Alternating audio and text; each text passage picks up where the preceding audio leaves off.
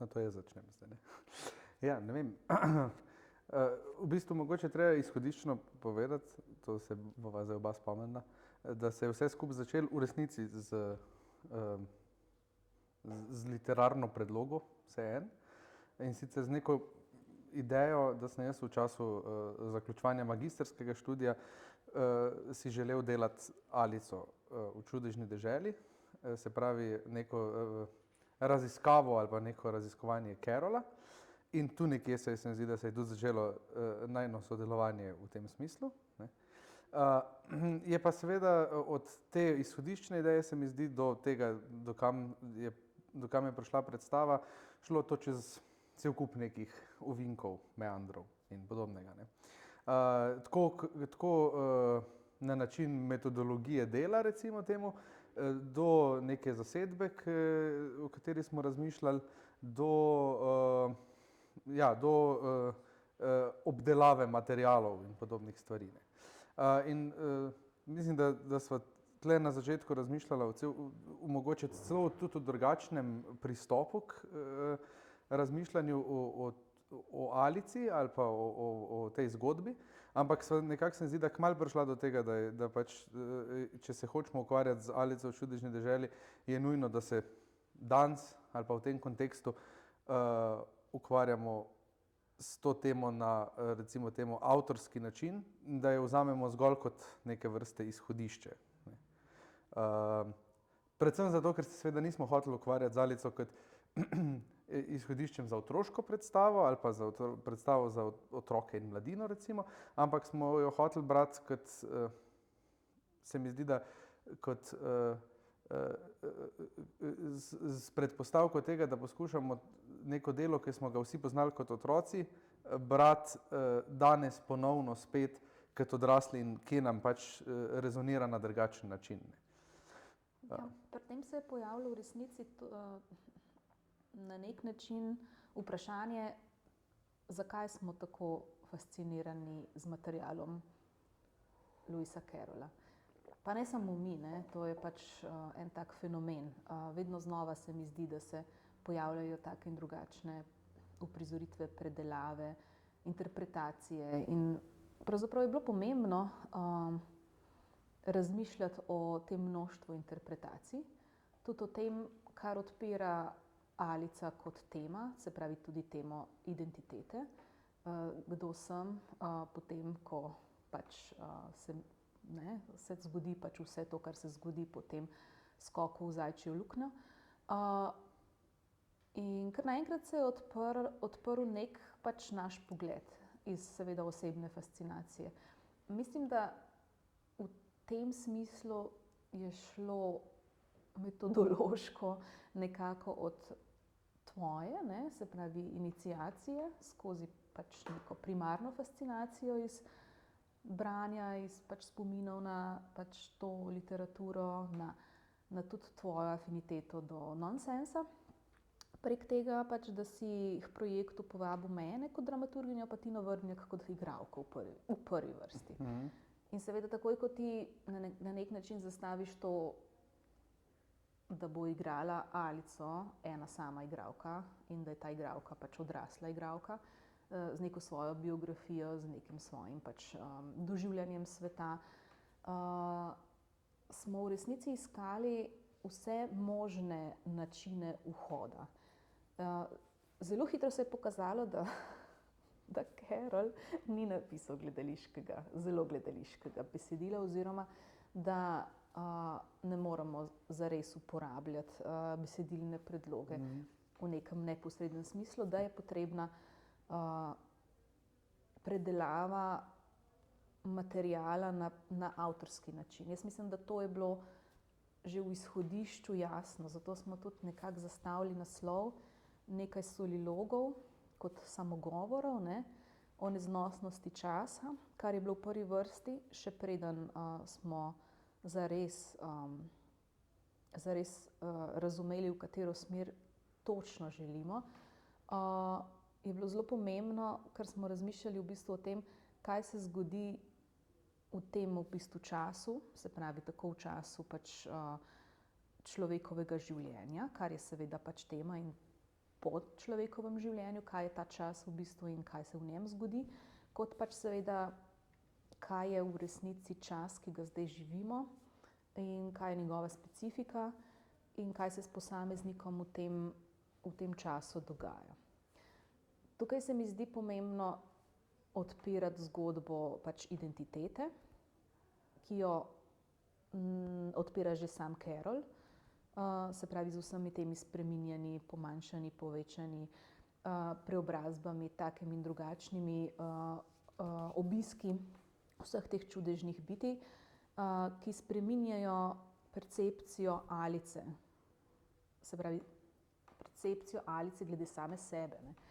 In tukaj smo šli v resnici pač od tega, da smo raziskovali pač Alice Liddell kot realno zgodovinsko osebo, kot do tega pač, da smo poskušali razmišljati o tej mali deklici, ki seveda potem odraste in kaj se pač z njo zgodi, kot seveda tudi upoštevati, da smo zdaj pač v letu 2023, 2024, pač ko smo to pač ustvarjali, a ne, kako se v bistvu ta mala Alica oziroma kako se ta Alica izpred malodane 100 let preobrazi v eno sodobno odraslo žensko, ter seveda tukaj dodajali še avtobiografski kontekst, v bistvu v neko metafikcijo, kar smo si želeli v bistvu potem skupaj z vsemi ustvarjalci raziskati na kar se da možno odprt način.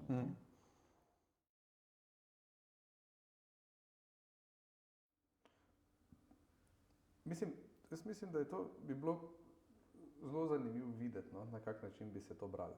Ker se zdi, da je na koncu to vse toliko. Mislim, da je bila na koncu, pri vsem tem, kar se je zbiralo, je bila Tina glavni kriterij. No. Ta kriterij uprizarjanja in kriterij tega, kako te stvari so zapisane ali pa stojijo zdaj.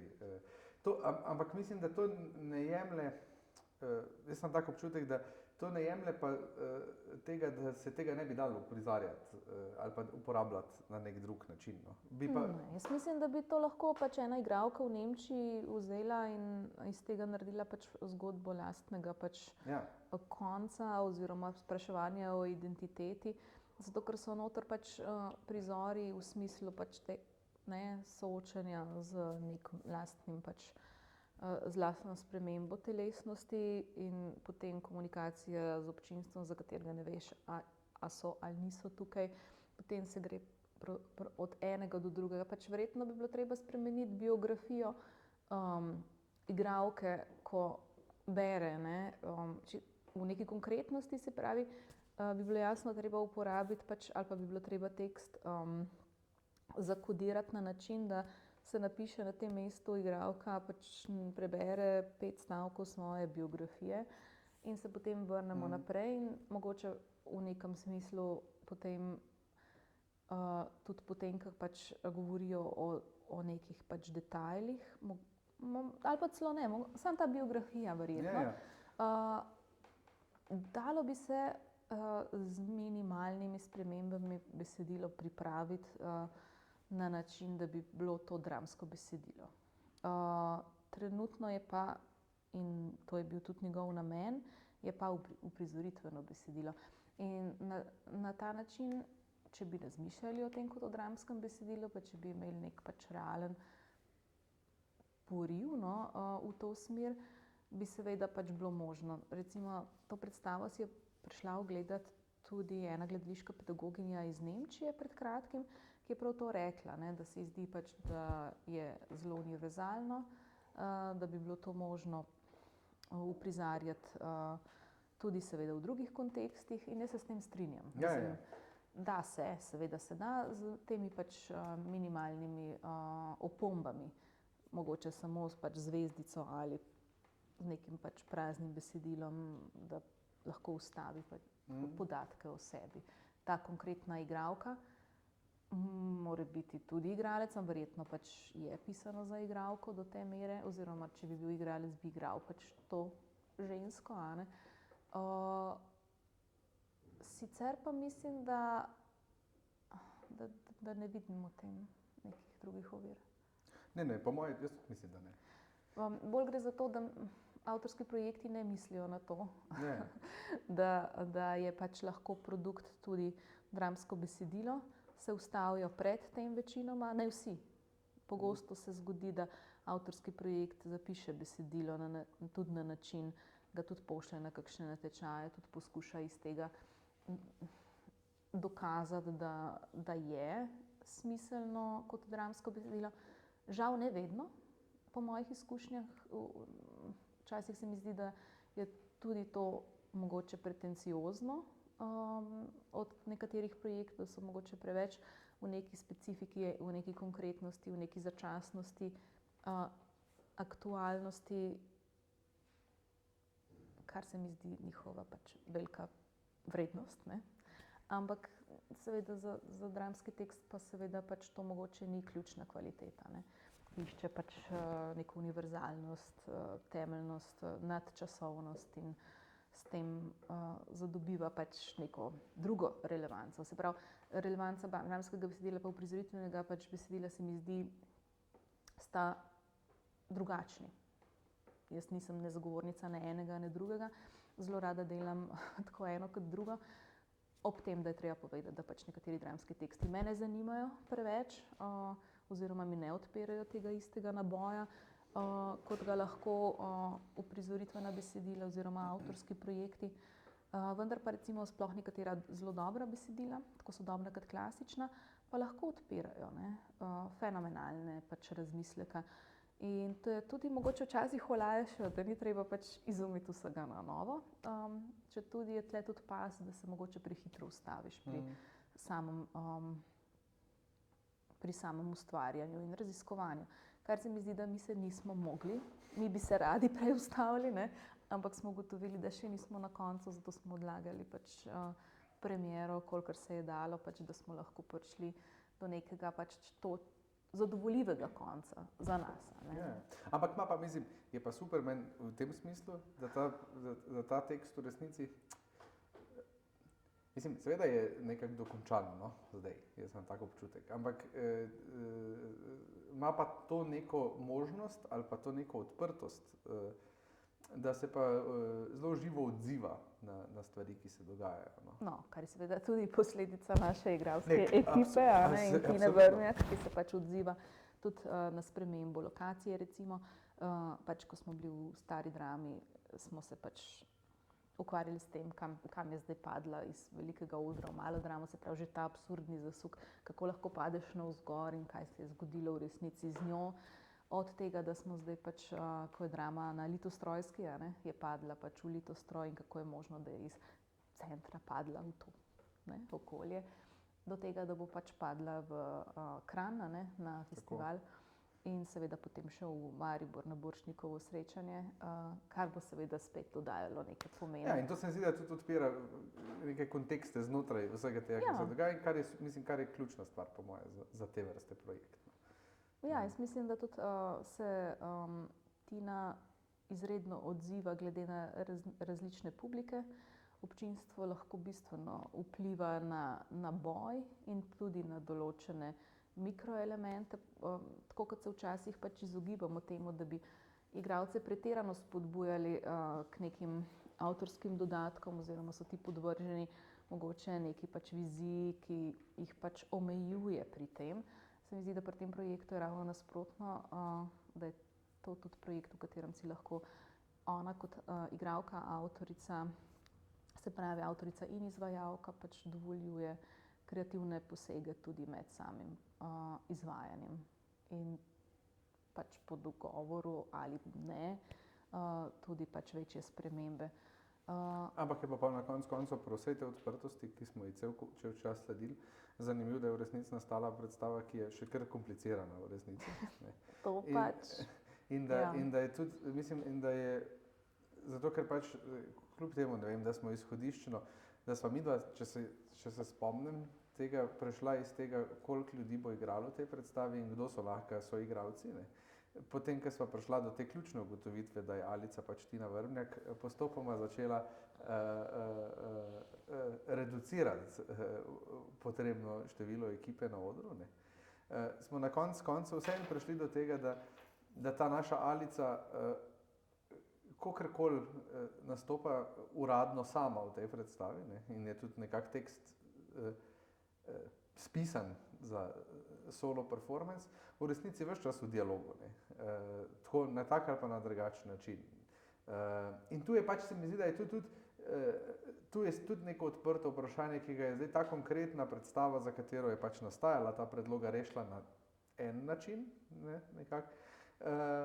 Ampak mislim, da je tako, kot pri vseh stvareh, da je to spet samo en način. Mislim, zato se zdi, da je to, kar je nastalo v resnici prej dramska predloga ali pa besedilna predloga, kot zares zelo natančen uprizoritveni scenarij, ker se seveda tam noter pač vse neke opcije na kak način prihajajo vsi te stiki, s katerimi ta naša Alica / igralka / Tina / truplo komunicira in ne. Ampak to so take, se mi zdi, da Carrollovske dileme, kjer smo se pa, se mi zdi, kjer se pa vračamo nazaj k izhodišču, od katerega smo šli v resnici tako daleč stran. Skratka, kakorkoli smo se že trudili, da bi nekam prišli, smo prišli na začetek. Absolutno. Kar je pač nek absurd sam na sebi, ne.